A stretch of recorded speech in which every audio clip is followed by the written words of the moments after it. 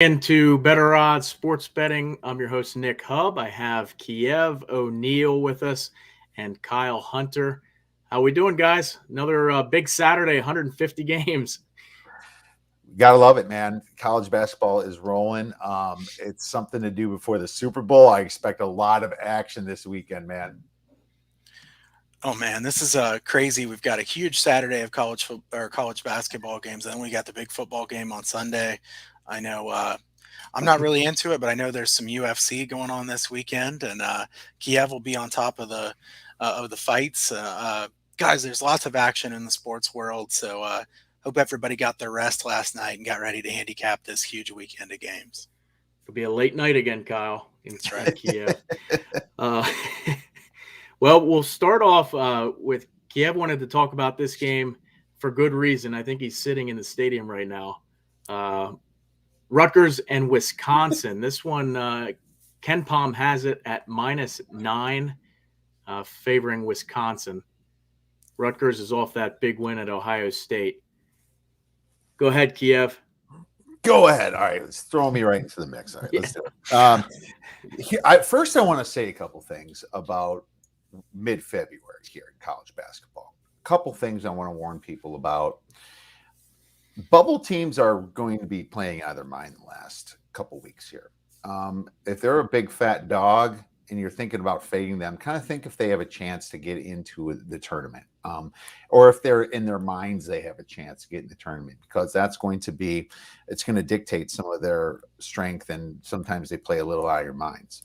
On the flip side of that, when it comes to really stinky bad teams, at this point they might have given up and they're just going to mail it in until the tournament, because there is no way they're getting in. They're sick of it. They went through COVID protocols. They've traveled all over the place. They're probably thinking about what they want to do for their school life, and they're done. They're mentally done. And they're going to get up when the tournament starts. They know they're going to be a bad seed anyway. So some of those bubble teams, or some of those non-bubble teams that are really bad, are good fades in certain situations. That's kind of the way I look at it from a side perspective, and I think it can affect the total a little bit. So those are my quick thoughts before we get into that. Any agreement, Kyle?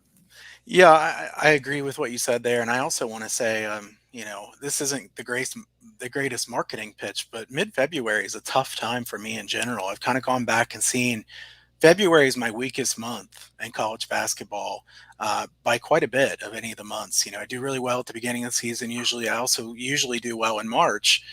February is kind of a weird time. The lines are really sharp, so be careful. I don't think this is the time to be playing, 11, 12, 13 games, because the lines are very efficient right now. So, and definitely, like Kiev said, you're going to see a lot of teams fighting really hard that are on the bubble. And then you're also going to see some teams here in a couple weeks, guys, that kind of give up for the rest of the regular season. And then they only care about that conference tournament. So we'll keep an eye on that as we go forward as well. Yeah. And a little bit about this game. Rutgers is not nearly as good on the road. They have -6.9 points per game. And then their best road win was at Maryland, who just got smoked last night for 110 points by Iowa. So, yeah. Rutgers, I could not believe they covered that against Ohio State. It was more Ohio State just choking and not playing any defense at all. They are just letting Rutgers do what they want at the rim, and that's how to lose to Rutgers. Rutgers is a much better team at home, but they're not that good, in my opinion. On the road, if you look on Haslametrics, they're only 336th on the road. That is a bad sign. And in consistency, that factors into it. 357th in consistency. They're so inconsistent all over the board here. But that doesn't mean I'm looking to lay a Wisconsin price of -9.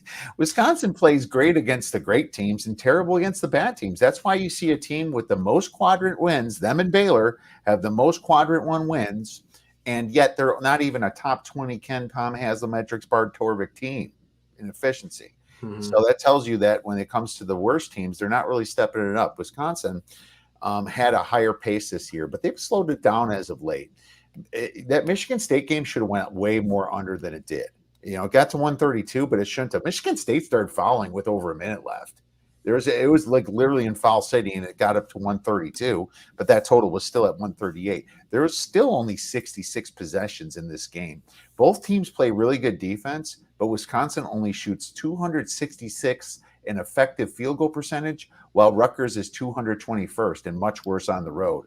Both teams don't turn the ball over, so I'm not worried about fast break points. I think Kyle knows where I'm going here. Liking the under, and at 129, I would play the under. So, any other thoughts? Yeah, I'm going to agree with that. That's I don't know what to take on a side here. I don't want to bet Rutgers plus the points. I mean, they've been so bad on the road, but Kiev makes an astute point in that Wisconsin's not a team you want to lay a lot of points with. This is a team that you want to lay a short number or take the points with. Definitely like the under the best of anything in this game. Hoping for a 130, 129 and a half, something like that. Sometimes those low numbers get bet up. So maybe we'll see it open and then get bet up just a little bit. Having said that, Rutgers has had some pretty low scoring games lately, so I don't think we'll get any great value, but I think the under is worth a look in this game as well. Yeah, and if I were to pick a side, it would be Wisconsin, but with it being 9, that might be too high for me to. If it comes out maybe 7 or 6 or 7, I would probably definitely throw it on Wisconsin. Next game here, San Francisco and Santa Clara. This KenPom has it Santa Clara being favored by 1 point. Could this be a revenge spot for Santa Clara? They lost the last game 88-85 2 weeks ago at San Fran. Their only loss in the past 7 games. Kyle, I'll throw this one over to you. Yeah, I want to talk about games like this. This is those mid-majors that, they don't really get that much love, but both of these teams are good. Santa Clara is the best team they've had in a long time this year. 17-8. Syndex doing a really good job with this team. They lost that first game 88-85, 76 possessions in that game. So just really, really fast pace. I see this total being projected on different places around 150 or 151. I think I would like the over at 150. So I'm going to lean to the over as far as this. I also think Santa Clara likely gets some revenge in this game. That would be the side I'd be looking for. San Francisco's been a bit inconsistent of late. We saw them lose at home to Portland by a point after they had just beaten them on the road. And then they go and beat Pepperdine by 44 points. And guys, I think it's a good point to make here too, that some of these teams are going to be willing to run up the score on some of the lesser teams because that helps their net ranking. And that's one of the things that the NCAA tournament committee uses to figure out who's going to be in the tournament. These teams that are on the bubble are going to want to run up the score when they can because that will help their ranking quite a bit. So San Francisco would be the team that has the better chance to get in the big dance. They need to win a game like this. At the same time, this is a huge rivalry game. Santa Clara and San Francisco, essentially crosstown rivals. Really, I think this is an excellent game. I haven't even looked to see if this one's on TV. If it is, I want to watch it. I think this will be a fun game. I like the over the best in this game, thinking that the pace will stay very quick. We also could get an overtime or a foul fest late, and it wouldn't be surprising. Yeah, this game I think it's a really cool game. And I'm glad you said that because I was going to say this is a big rivalry. And I've learned the hard way betting on a favorite here in this game a couple of years ago, and the dog destroyed them. That's how much they hate each other. They just really step up for it. And I think it was actually Santa Clara beating the Dons here. The Dons have some pretty good players, some guys that I kind of remember throughout the years, like Khalil Shabazz and Bouye and a couple other guys. I'm a fan of them, and I want them to go far. But yeah, they've been a little bit inconsistent here. Now, what I want to say, I'm not sure if I'm playing this game, but it looks to me that these teams are high in tempo. The Dons are top 100, but Santa Clara is top 25. I still don't like the over necessarily here. And the reason that is whenever the teams play each other the second time, you have to understand that they just kind of saw what they had to offer on offense, right? So they're ready for it. They're ready for their schemes. They know what burned them last time. So I usually lean towards the under, without handicapping anything when it comes to the second of these matchups, unless it's getting really out of hand. So that's all I have to say about this one. Yeah, I don't have many more notes. I do like the revenge spot here, especially with it being a 3-point game at San Francisco, where San Francisco plays well at home. And now they're at Santa Clara. And if it comes out -1, I definitely would lean towards Santa Clara. The next game here, we'll get into Texas and Baylor. This is probably the top game of the slate here. Texas off I'll start with this one here. Texas is off a big win at home versus Kansas. It just feels like Baylor needs this one a lot more. Texas has not been very good on the road, minus 1 point per game differential. Baylor plus 23.6 at home. Baylor has covered the spread in the past 3 matchups. They've all been over 5 points. And Texas runs at a snail's pace, 343rd in the nation. And they turn their defense into offense with breakaway steals, as does Baylor. Baylor ranks first in the conference in steal percentage. If this game comes down to the wire, it definitely favors Texas with much better free throw shooting. But this game will be won and lost from beyond the arc, in my opinion. Texas is very average on offense. They shoot just 30.8% from 3 in Big 12 play, while Baylor only gives up 28.4 from 3, which is second in the conference. On the other end, the Bears score the second most points in the Big 12 from 3 and rank first in the Big 12, 35.2%. Now, this could be low scoring, is what is in my notes here. I have the defense is at 0.854 and 0.879 points per possession.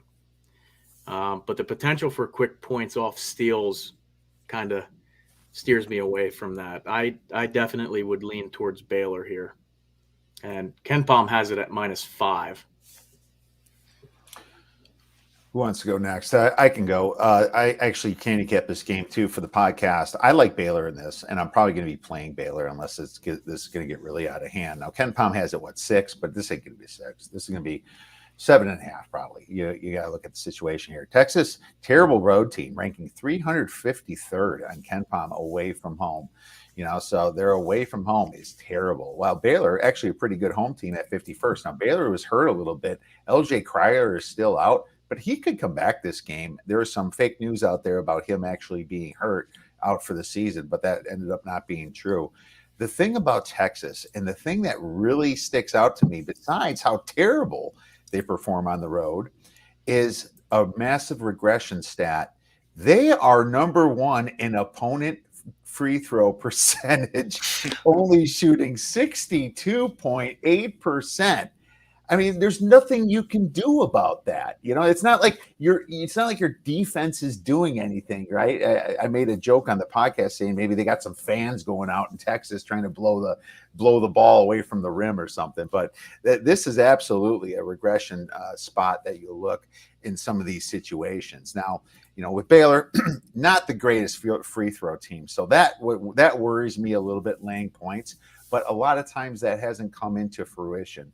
If you're looking at that regression spot, and if you also look at the fact that they are on a massive, when I say they, I mean Texas, massive letdown spot, I think that this could play for Baylor, which is, in my opinion, the better team. The last thing I want to say about this matchup is that the Baylor likes to score from 3, and they like to score from near proximity. They rank 10th in near proximity percentage. Texas's defense ranks 98th in near proximity. Baylor ranks 28th in 3-point percentage. Texas ranks 80th in opponent 3-point. Texas is great guarding the mid-range, but Baylor doesn't shoot mid-range a lot. I like Baylor. I like Baylor here too. I see Torvik has -4.5 on Baylor. Boy, I'd love to get -4.5 on that one. Wouldn't that be great? KenPom is down to 5 on this one as well. So maybe we'll get a little bit better number than it looked like we would. I'm not convinced that Texas is really good. Texas is a good team, but are they a really good team? I think Texas was at least somewhat fortunate to beat Kansas. I mean, they had banked in 3 with 50 seconds left. If that accidentally banked in 3 didn't go in, they were going to lose that game. So Yeah, I like Baylor. They were kind of playing poorly. They got a nice win against Kansas State in their last game, but I think this Baylor team is really well coached. Not that Beard's not a good coach, certainly both of them are. Um, I like Baylor as their balance as a team a little bit better. I think this is a good spot for them. And as you guys said, Texas has played really poorly on the road, so this is a Baylor spot for me. Good deal. We all agree there. We'll get into the next game, which is another good one. We have Arkansas and Alabama. Now, Ken Palm has this at -5. Arkansas off that huge win versus Auburn at home. Bama really needs this one. It's been a rough stretch for them. They lost to Georgia, then went out and beat Baylor the next game, lost to Auburn, lost to Auburn, Kentucky, and then beat Ole Miss in their last one. So they're really reeling here. They need this one bad, and I think it's a great spot for Alabama. Kiev, do you have any thoughts? Yeah, sure. I mean, Alabama, I got burned. I thought this Kentucky game was going to go over, but it was just amazing how terrible these teams shot against each other. I mean, this thing went to 121 and the total was 152, and I thought it was low. The funny thing about this went 74 possessions, but I mean, they just couldn't hit anything, from 3 points. Kentucky was 36%, and 3 for 30 is what Alabama was. 3 out of 30. You know how many wasted attempts you have to have for 3 out of 30? I mean, it caused Kentucky to have 34 defensive rebounds. Now, obviously, this isn't a complaining session. I don't want to run and bet unders with Alabama now after this. But what I will say is that Arkansas is on a massive win against Auburn here, and this is a massive letdown spot for them. I think that Alabama, the way that they play with their speed, could frustrate Arkansas. Even though Arkansas is a paced team themselves, Alabama is probably the spot that I would look at. Now, have I decided if I'm going to play it? Not yet, but maybe some love's going to come in on Arkansas, giving you a decent number on Alabama here at home. Because if you look at top wins, for some reason, Alabama's beating the great teams like Baylor. They're beating the great teams like Houston. They beat Gonzaga this year. I mean, there can't be a team that's any more inconsistent than that, Mm-hmm. So I think this is a spot for Bama, and there's no way I could bet Arkansas, but it's going to be number dependent. Anything under 5, I would consider. If I can get a 3, it's a play. I would think. Yeah, I would think here. I mean, Ken Palm has us at 5, but I don't think you're going to have to lay 5 in this game based on what happened in that last game for Arkansas. I think Arkansas is going to get enough love. It can't be a 5-point spread here in this one, I don't think. Alabama is an inconsistent team, certainly, but like you said, their upside's really high. I would lean to the over in this one as well. I know they've had some of those low-scoring games, but then you get Alabama go out and put up 97 points against Mississippi, who's actually pretty good defense. So they're certainly capable of scoring. We had that 100-81 game that they had against Auburn. So I would lean to the over in this one, and I would guess I don't bet this one. That's why I wanted Kiev to go first on this one, because I don't have any strong opinion. But if I had to bet, I'd probably bet Alabama, but I'd be holding my nose a little bit on that. Yeah, I like Alabama. I definitely would lean, but they need to make threes. Kiev, you mentioned it. Then they shoot so many 3-pointers, but they rank 13th in the conference in 3-point percentage. So they're going to need some of those to drop for them to win this one outright. Yeah. All right, we'll move on to the next game. Murray State favored by 4, according to Ken Palm, and Morehead State. This is a revenge spot for Morehead State. They lost 77-66 2 weeks ago at Murray State. These are the top 2 teams in the Ohio Valley. Kyle, this is your avenue, man. Yeah, I was going to say I want to go first on this one because I have there's no way I was going to go first. I'm going to field some questions to you guys. Give out some questions on this one. Morehead State is in a really weird spot here because they get revenge against Murray State, but last night they just lost 48-47 to Belmont. in a game that I was looking through this game. This one's kind of, I could nerd out a little bit on the box score in this game. Belmont was behind the entire game. In fact, Belmont's largest lead was 1 point, and that was on the final shot of the game. They won by 1 point. That's a really tough way to lose for Morehead State. I mean, you play a really good Belmont team on the road, and you're winning the entire game. Morehead State, I got mixed up there. Morehead State scored 8 points in the last 11 minutes of the game. So, I mean, they really had a chance to win. They gave it up, lost by a point. Initially, I thought this was going to be a good spot for Morehead State, but now they just went and had that heartbreaking loss to Belmont. I don't know who to take on a side here. So I want to get your guys' opinion after I talk a little bit on which side this favors as far as the situational spot, because really you could look a lot of different ways on this. I don't think it's a good spot for Murray because they already beat them. These two are big rivals. These two teams do not like each other whatsoever. Really fascinating game, but I like the under in this game. I think this could be a good under look here. Earlier this year, they scored quite a few points, but if you look at last year's games, very low scoring. Both of these teams really good defensively, number 1 and number 2 in the conference and defensive efficiency.